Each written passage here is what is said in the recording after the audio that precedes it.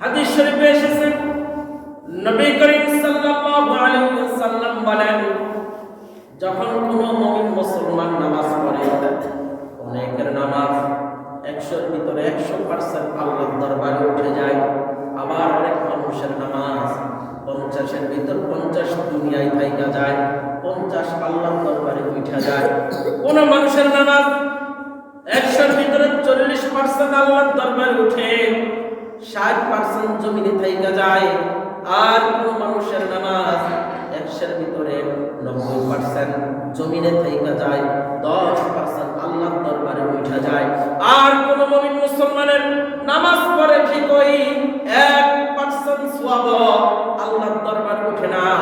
ফেরেশতারা আয়েশা ওই বান্দা নামাজ পড়ে, নামাজগুলি পোটলা বান্দা তার চেহারায় ফিক্কা মারে, বলে নে তোর নামাজ, এই নামাজ আল্লাহর জন্য ফরজ না, এই জন্য তোর নামাজ তোর কপালে ফিক্কা মারলাম। নাউজুবিল্লাহ।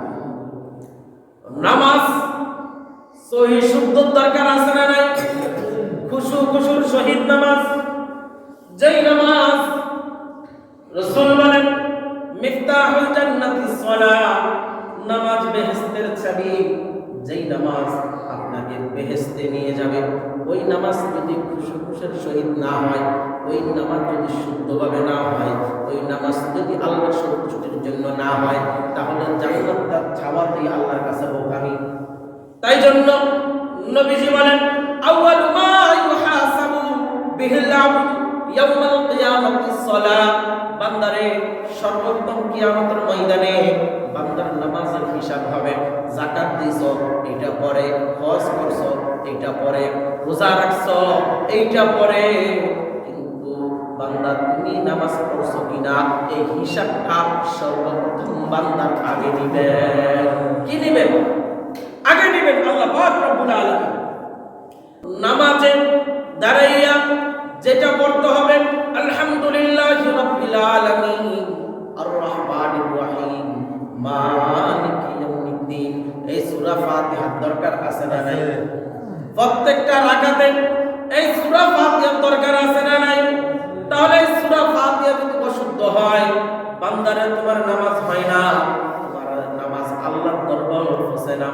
আল্লাহ পাক রব্বুল আলামিন বলেন, বান্দারে আমি সর্বপ্রথম বান্দাকে কোরআন শিখাইছি। কি? আর রহমান আল্লামাল কোরআন খালাকাল ইনসান আল্লামাহুল বায়ান। আল্লাহ পাক রব্বুল আলামিন বলেন, আর রহমান পরম করুণাময় দয়ালু আল্লাহ আল্লামাল কোরআন, শিক্ষা দিয়েছেন যিনি আমাদেরকে কোরআন। কি শিক্ষা দিয়েছেন? কোরআন। খালাকাল ইনসান, তিনি সৃষ্টি করেছেন মানুষ। কে সৃষ্টি করেছেন আমাদেরকে? খালাকাল ইনসান, যিনি আমাদেরকে মানুষ সৃষ্টি করেছেন। আল্লামাহুল বায়ান, এবং ভাষা শিক্ষা দিয়েছেন।